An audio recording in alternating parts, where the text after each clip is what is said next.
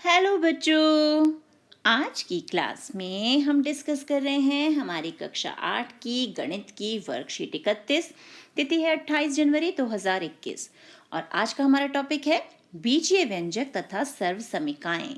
तो बीजीय व्यंजकों के बारे में हम कक्षा 6 में 7 में बहुत कुछ सीख चुके हैं, तो आज उसी को एक बार रिवाइज करते हैं। हम जानते हैं कि अंक गणित से हमारी संख्या संबंधी समस्याओं को हल करने में बहुत मदद मिलती है, परंतु जब अंक गणित में बहुत कठिन समस्याओं का हल संख्याओं से नहीं हो पाता है तो उसके लिए x, y, z तथा a, b, c की सहायता लेते हैं। गणित की इसी शाखा को बीजगणित कहते हैं। तो हम अंक गणित से क्या करते हैं, सारी कैलकुलेशन हम करते हैं, जमा घटा गुणा भाग। लेकिन कई बार हम क्या लिखते हैं, माना ये बराबर x या a या b। तो जब हमारी समस्याओं का हल उन संख्याओं से नहीं हो पाता तो हम इंग्लिश के अल्फ़ाबेट यूज़ करते हैं, जैसे एक्स, वाई, जेड, ए, बी, सी। और गणित की जो शाखा इससे डील करती है, इसके बारे में बताती है, उसे हम कहते हैं बीज गणित। अब कैसे, देखो, यहाँ पर हमें एक त्रिभुज दिया हुआ है, फिर 2, फिर 3, फिर 4, फिर 5। अब अगला क्या आएगा, कितने त्रिभुज आएंगे इस बार? शाबाश, 6। 1, 2, 3, 4, 5, 6। और अगली बार कितने हो जाएंगे ये? 7। 1, 2, 3, 4, 5, 6, 7। और इसी तरह हम इस पैटर्न को आगे बढ़ाते रहेंगे। लेकिन अगर हमसे पूछा जाए कि जब हम 100वें पैटर्न पर पहुंचेंगे तो वहां पर हम कितने रेखाखंडों से त्रिभुज बना पाएंगे, यानी कितने रेखाखंड उन त्रिभुजों को बनाने में यूज होंगे। तो अब यहाँ पर हम पहले अपने त्रिभुज को देखते हैं। तो यहाँ कितने रेखाखंड हैं? 1, 2, 3। तो यहाँ हमें मिले 3। दूसरे वाले में 1, 2, 3, 4, 5, 6। तो यहाँ 6 मिले। और त्रिभुज कितने हैं? 2।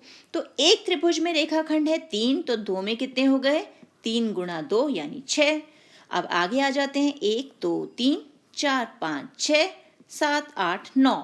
तो अब एक त्रिभुज के रेखाखंड 3 और यहाँ त्रिभुजों की संख्या कितनी है? वो भी 3। तो 3 तिया 9। और देखा यहाँ पे कुल रेखाखंड भी 9 है। इसी प्रकार 1, 2, 3, 4, 5, 6, 7, 8, 9, 10, 11, 12। तो यहाँ पर 4 त्रिभुज हैं और एक त्रिभुज के रेखाखंड 3 है। तो 3 गुणा 4, 12। यानी जब हम 100वें नंबर पे एक ऐसे पैटर्न पे पहुंचेंगे जिसमें 100 त्रिभुज होंगे तो वहां पर रेखाखंड कितने हो जाएंगे? 3 एक त्रिभुज के रेखाखंड, और ऐसे कितने त्रिभुज हैं? 100।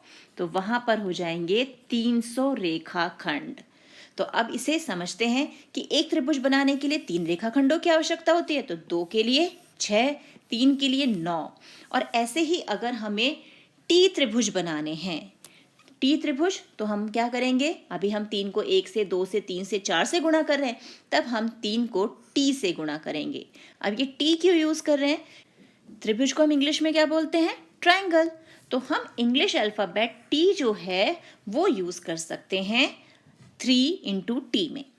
तो ये हो गया टी।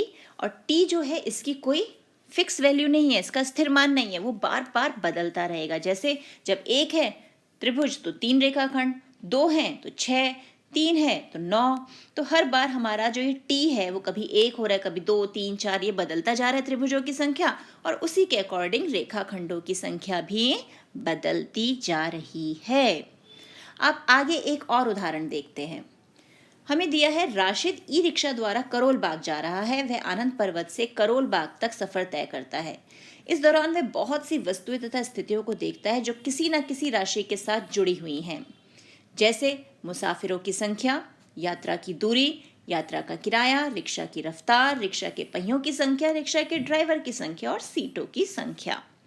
तो अब जब ये सारी चीजें हैं, कुछ चीजें इनमें ऐसी हैं जो फिक्स हैं, जिनका मान बदलेगा नहीं, जो एज इट इज रहेंगी, और कुछ ऐसी हैं जो थोड़ी थोड़ी देर में या कुछ दूरी पर बदलती रहेंगी। तो अब जानते हैं कि सफर के दौरान किन स्थितियों में राशियां बदल रही हैं। तो हाँ या नहीं में हमें जो ये प्रश्न दिए हैं उनके हमें उत्तर देने हैं। तो पहला है, क्या मुसाफिरों की संख्या बदल रही है? तो मुसाफिरों की संख्या तो बदल रही है, क्योंकि कुछ मुसाफिर चढ़ेंगे, कुछ उतरेंगे, तो संख्या समान तो रहेगी नहीं, वो बार बार बदलती रहेगी। तो यहाँ उत्तर क्या आ जाएगा? हाँ। क्या यात्रा की कुल दूरी बदल रही है?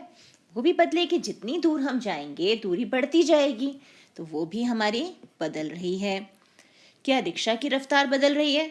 अब क्या रिक्शा हम एक ही स्पीड पे चलाते हैं? अगर एकदम भीड़ आ जाए तो रिक्शा की स्पीड हमें कम करनी पड़ेगी ना, तो वो भी बदल रही है, कभी कम कभी ज्यादा। क्या पहियों की संख्या बदल रही है? अब ऐसा तो नहीं कि ना रिक्शा चलते चलते उसके पहिए बढ़ जाएं या कम हो जाएं, तो यानी पहियों की संख्या तो स्थिर रहेगी, तो यहाँ पहियों की संख्या नहीं बदल रही। क्या ड्राइवर की संख्या बदल रही है? ड्राइवर बदल रहे हैं, कभी एक ड्राइवर चला रहा है कभी दो चला रहे हैं, ऐसा हो रहा है? नहीं, तो यहाँ भी उनकी संख्या नहीं बदल रही। क्या सीटों की संख्या बदल रही है? अब रिक्शा में ऐसा तो नहीं ना सीट एकदम से बढ़ जाए या कम हो जाए, मुसाफिर कम ज़्यादा हो सकते हैं लेकिन सीट तो उतनी ही रहेगी, तो यानी हमारी सीटों की संख्या भी नहीं बदल रही। तो जिन राशियों के मान बदलते हैं उन्हें हम कहते हैं चर, और जिनके मान नहीं बदलते उन्हें हम कहते हैं अचर। अब जैसे चर और अचर को कैसे पहचानेंगे? अब दिए गए बॉक्स में चर संख्याओं पर गोला लगाना है और अचर संख्याओं पर बॉक्स बनाना है।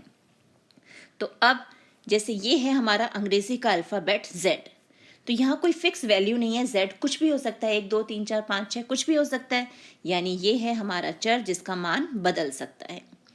फिर आगे दूसरा इंग्लिश अल्फ़ाबेट, तो ये भी हमारा चर। अब Y क्या है, चर या अचर? चर, शाबाश। अब आया 5, 5 की तो फिक्स वैल्यू है, 5 कहीं भी हो 5 ही रहेगा, उसका मान तो नहीं बदलेगा ना, यानी ये है हमारा अचर और इस पे बना दिया बॉक्स। 18 पे क्या बनाएं, गोला या बॉक्स? शाबाश, बॉक्स। और टी पे गोला, 7 पे बॉक्स, 28 पे यहाँ भी बॉक्स और एम पे गोला। शाबाश, यानी आप अब समझ गए कि हमारे चर क्या होते हैं और अचर क्या होते हैं। तो ये है हमारी आज की वर्कशीट, इसकी अच्छे से प्रैक्टिस कीजिए। मिलते हैं एक और वीडियो में, तब तक keep practising and enjoy math.